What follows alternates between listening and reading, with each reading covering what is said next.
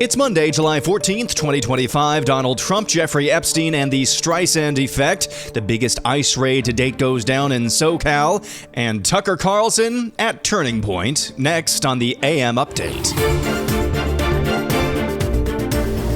We went into the weekend with reports from all over the political spectrum talking about how Deputy FBI Director Dan Bongino nearly came to blows with his boss, Attorney General Pam Bondi, over her handling or lack of handling of the Epstein files and the messaging surrounding that big blow-up last week. His boss, another one of his bosses, Kash Patel, FBI Director, came back over the weekend and said any reports or conspiracy theories of disunity within the DOJ and FBI are wholly made up. And then President Trump on Saturday afternoon unleashed this post on Truth Social, quote, "What's going on with my boys and in some cases gals?"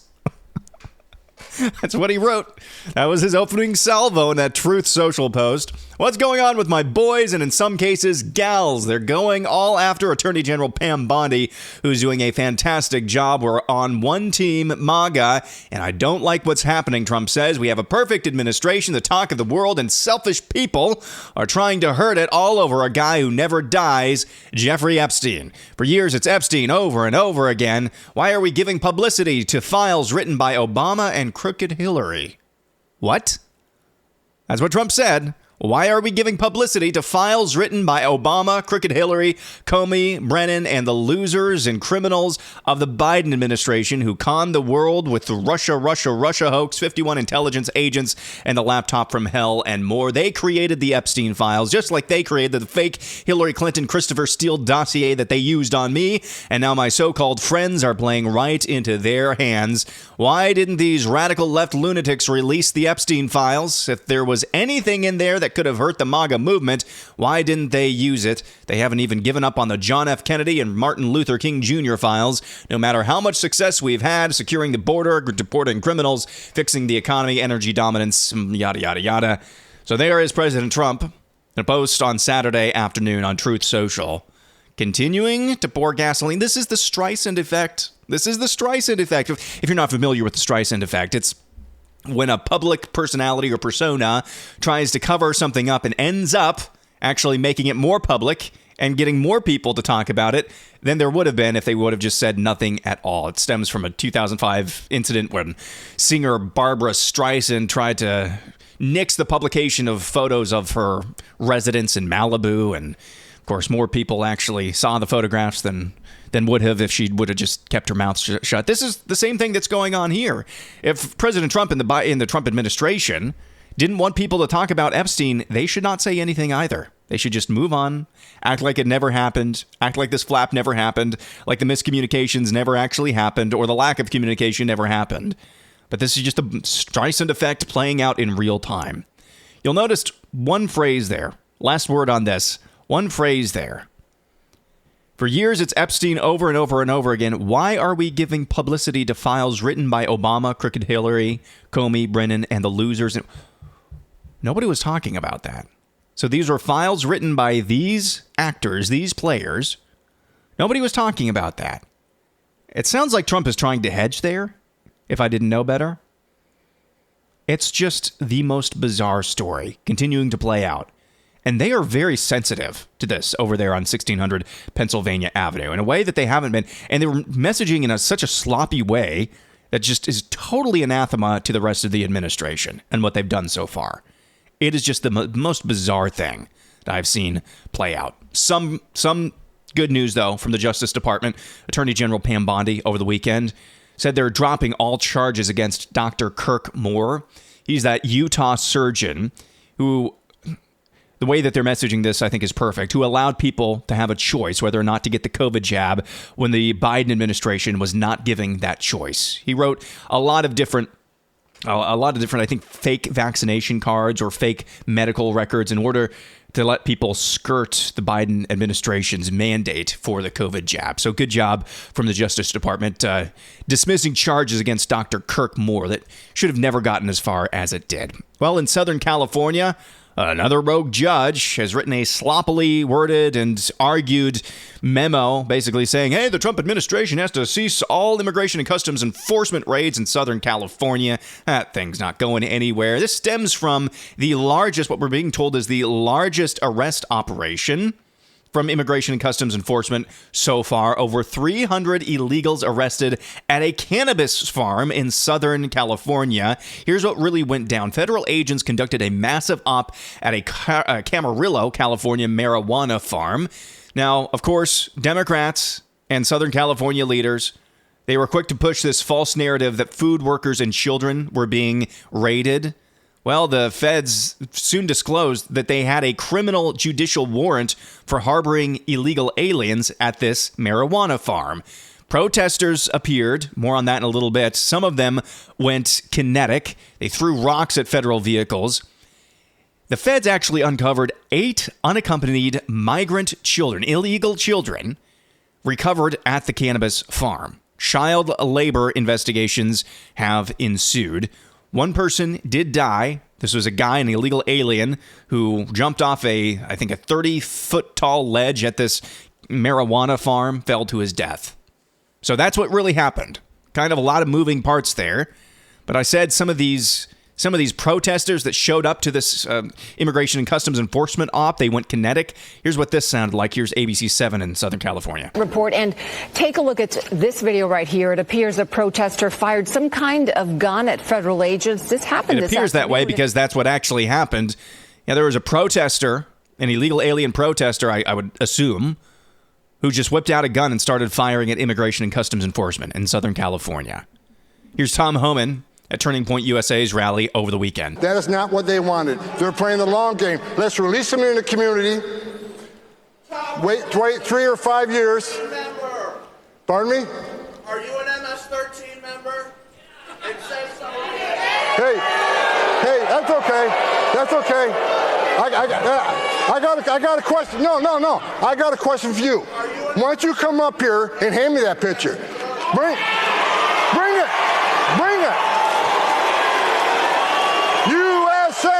USA!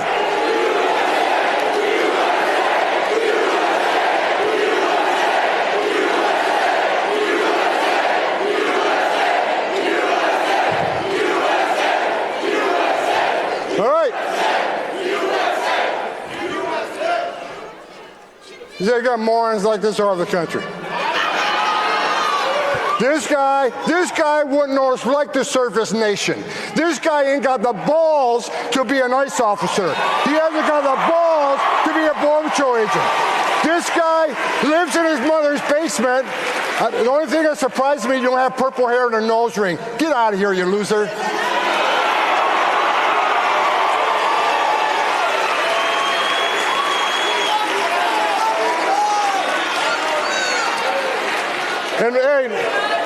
And you're such a badass, meet me off stage in 13 minutes and 50 seconds.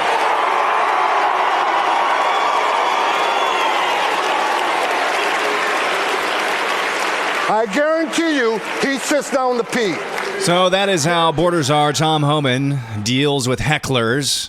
Now, that heckler was adorned with MAGA gear, but obviously was a leftist infiltrator, accusing Tom Homan of being a part of MS-13. Back to that judge who tried to block the Trump administration's immigration and customs enforcement raids in Southern California. Here's DHS Secretary Kristi Noem. Federal judge in Los Angeles temporarily blocked ICE raids in Southern California, saying that federal agents cannot target people without reasonable suspicion and using factors like skin color, the language that people speak. Will you comply with the judge's order? Absolutely, but we've never done that. We've never done that. What we have always done is built a case and done investigative work in who we go after and who we target. And so this judge is ridiculous in the fact that he put forward a decision like this. We will appeal it and we will win it because over and over again, when our ICE officers are out there getting the worst of the worst off of our streets, they're using the investigative backgrounds and information that they have from either criminal records or what they have for charges or individuals who are breaking our federal laws that need to be brought to justice. Wrong answer. The correct answer is no, we will not be complying with this idiot pissant judge. That's the correct answer.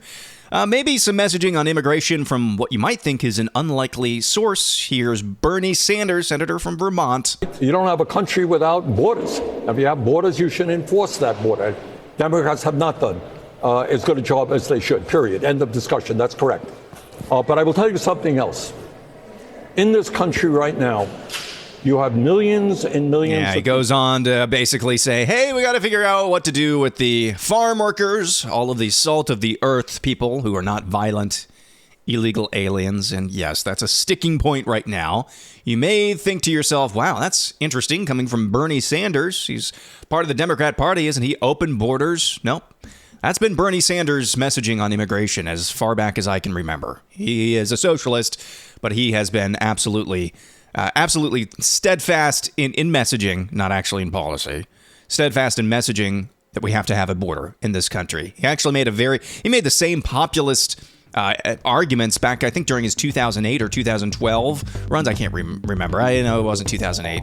Would have been 2016 runs. He made the same populist argument, at least from the Democrat perspective, that you hear Trump make all the time against unchecked, unfettered illegal immigration. When we come back, why Ketanji Brown Jackson likes being a Supreme Court justice 1 year ago yesterday, and Tucker Carlson goes to Turning Point. It's coming up next.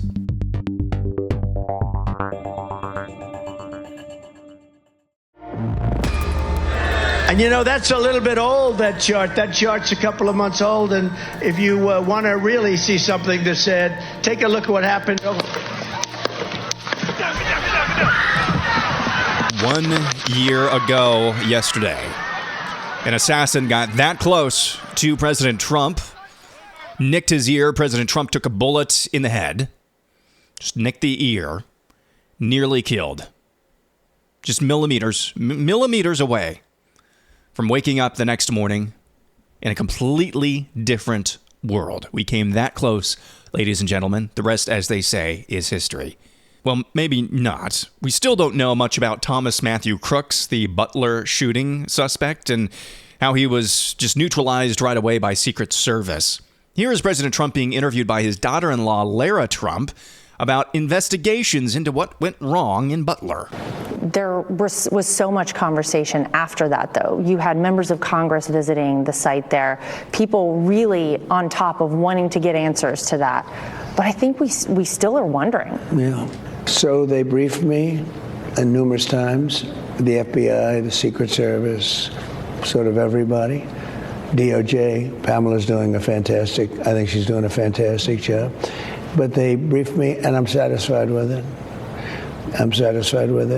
They should have had somebody in the building. That was a mistake. They should have had communications with the local police. They weren't tied in. And they should have been tied in. So there were mistakes made. And that shouldn't have happened. And that building was a prime building in terms of what they were trying to do. So, but I was satisfied in terms of the bigger plot, the larger plot. I was satisfied. And, I have great confidence in these people. I know the people, and they're very talented, very capable. They had a bad day, and I think they'll admit that. They had a rough day. This is a very dangerous job, being president. I say a race car driver, 1% of 1%, think of that, die. It's not a lot. A bull rider, I think that's pretty dangerous.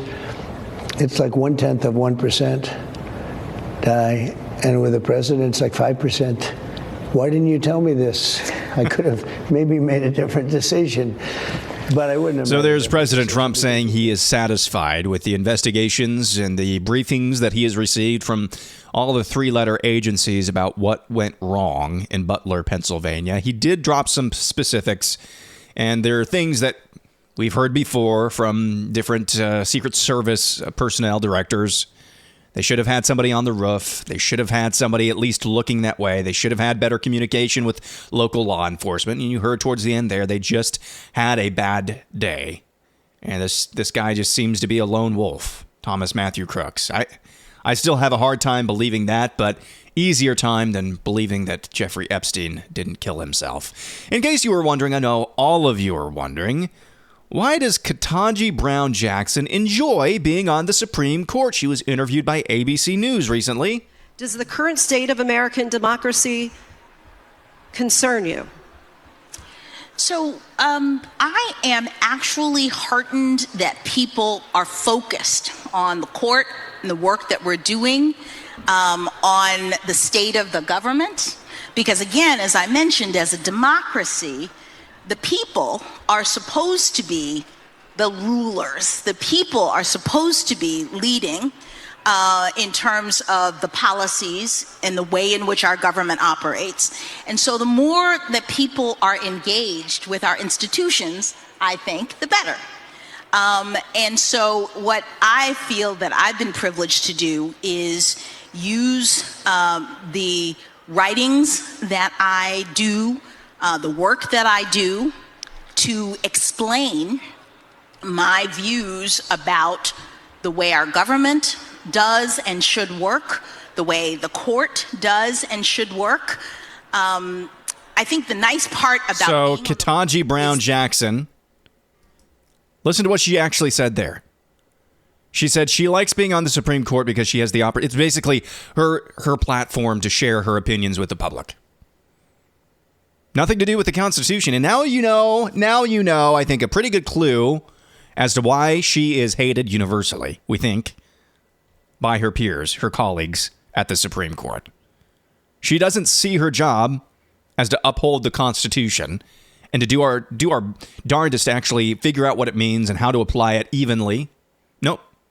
She sees her job as telling the world, using the platform of being a Supreme Court justice, what she thinks the government should say, what she thinks the Constitution should say. Yikes. That's exactly why she's on the Supreme Court.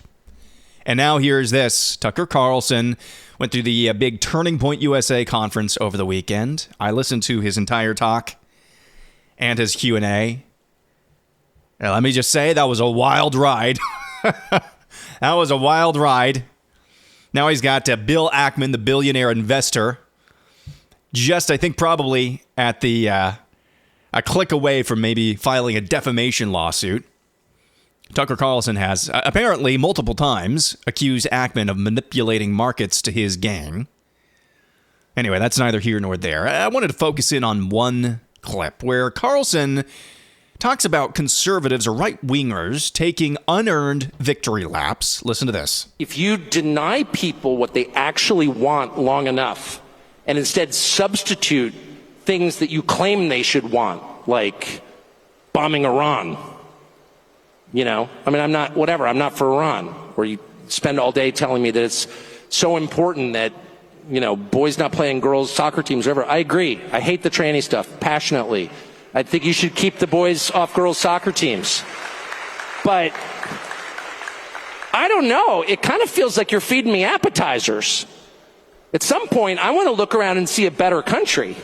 I want to see a country I recognize. I don't want to see people sleeping on the sidewalk. I don't want to see people ODing on drugs. I want to know where those drugs coming from. Why can't you stop it? You've got the U.S. military. Don't you have SEAL Team 6? What are they doing today? Don't you have Delta Force? You could give me another segment about how impressive the U.S. military is? I believe you. Why aren't they employed to make my country better? Why are my cities disgusting? I don't want to go there. It smells like weed and halal food. And you're lecturing me about how it's a great moral victory that I kicked the boys off the girls' soccer team? Good, I'm so glad. But let's do the real stuff, like making New York livable. And create an economy where my kids can have kids. How about this? How about we just make the measure really super simple? Can my children have without the benefit of the great luck I have had, can they have a roughly approximate life that I had? Or how about just a middle class life? Can they get married young, as I did, and have 4 kids and, take a couple jobs, work hard and all that stuff? But in the end, it's fine. Can they do that? Or is that so remote a possibility that you need to tell me that Iran is the real threat to take my mind off the fact that you stole all the money and screwed up my country beyond recognition? And finally, air analysis, slightly acidic, mostly necessary. Here's Tucker Carlson at Turning Point USA's big annual event in Tampa, Florida. He said a lot of things I agree with, some things I find interesting, and other things that I find a little bit icky. But Tucker Carlson love him or hate him, he does have a tendency most of the time to speak his mind. And I do think most of what he says, it seems like to me, just coming up, again, I don't know his soul, I'm not God. It seems like he just says what he really believes.